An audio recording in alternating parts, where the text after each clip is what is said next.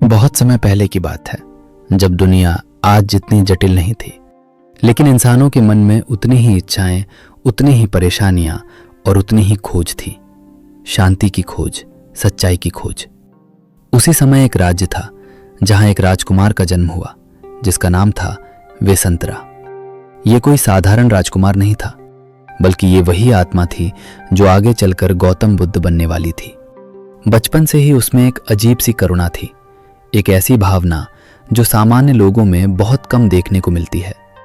जहां बाकी बच्चे खिलौनों से खेलते थे, वहां वेसंतरा उन बच्चों को अपने खिलौने दे देता था जिनके पास कुछ नहीं होता था। उसे देने में आनंद आता था, और ये आनंद किसी भी भौतिक सुख से कहीं ज्यादा गहरा था। जैसे जैसे वो बड़ा हुआ, उसका ये स्वभाव और भी मजबूत होता गया। महल में उसके लिए हर सुख सुविधा थी, लेकिन उसका मन हमेशा उन लोगों के लिए सोचता था जो दुख में थे। कोई भी जरूरतमंद उसके पास आता तो वो उसे खाली हाथ कभी नहीं लौटाता था।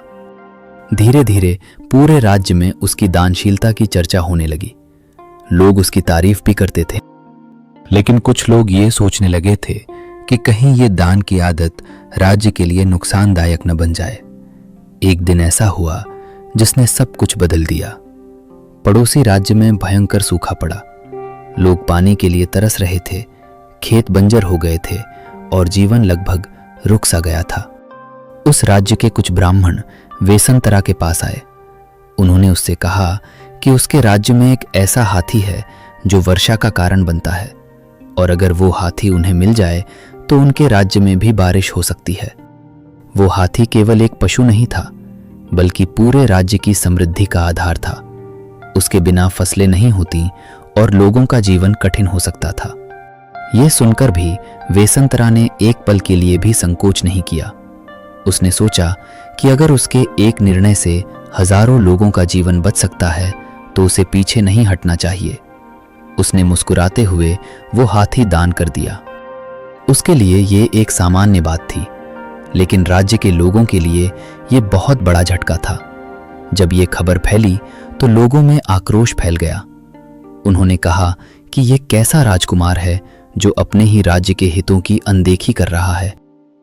लोगों ने राजा से शिकायत की और मांग की कि वेसंतरा को राज्य से निकाल दिया जाए। राजा अपने बेटे से बहुत प्रेम करता था, लेकिन प्रजा के दबाव के सामने वो मजबूर हो गया। अंततः उसने भारी मन से वेसंतरा को वनवास देने का निर्णय लिया। जब ये बात वेसंतरा को बताई गई तो उसने जरा भी विरोध नहीं किया। उसके चेहरे पर वही शांति थी, वही संतोष, जैसे कुछ हुआ ही न हो। उसकी पत्नी मद्दी और उसके 2 छोटे बच्चे भी उसके साथ जाने के लिए तैयार हो गए।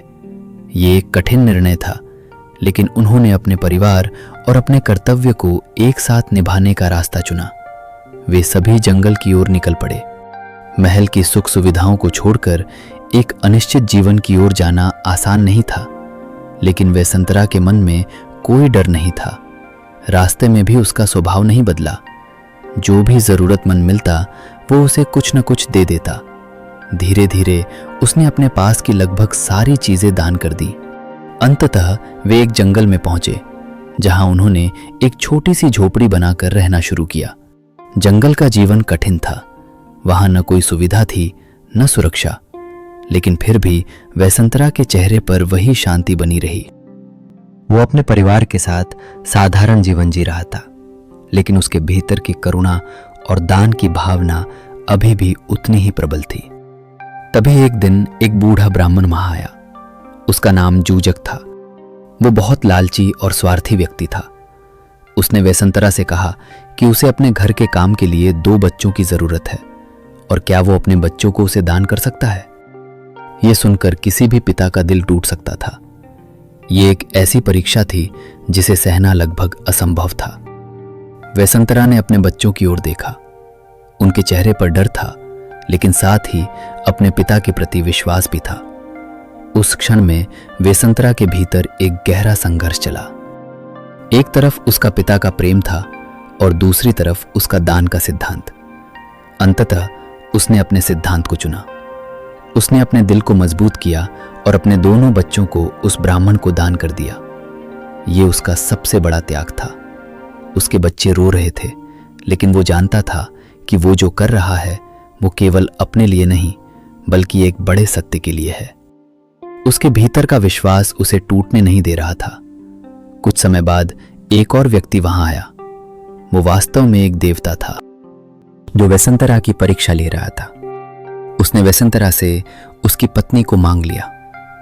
ये एक और कठिन क्षण था, लेकिन वसंतरा ने बिना हिचकिचाए अपनी पत्नी को भी दान कर दिया। अब उसके पास कुछ भी नहीं बचा था। वो पूरी तरह अकेला था। उसके पास न परिवार था न कोई संपत्ति, लेकिन उसके चेहरे पर फिर भी शांति थी। ये शांति इस बात की थी कि उसने अपने जीवन के सबसे बड़े सिद्धांत दान और करुणा को अंत तक निभाया। तभी अचानक सब कुछ बदल गया। देवता अपने असली रूप में प्रकट हुए। उन्होंने कहा कि ये सब एक परीक्षा थी और वसंतरा ने इसे पूरी तरह पास कर लिया है। उन्होंने उसके बच्चों को वापस लौटा दिया, उसकी पत्नी को भी वापस कर दिया। इतना ही नहीं, उन्होंने उसे आशीर्वाद दिया और कहा कि उसकी ये महानता उसे एक दिन बुद्धत्व की ओर ले जाएगी। उधर राज्य में भी लोगों को अपनी गलती का एहसास हो चुका था। उन्हें समझ में आ गया था कि वसंतरा का त्याग कोई कमजोरी नहीं बल्कि सबसे बड़ी ताकत है।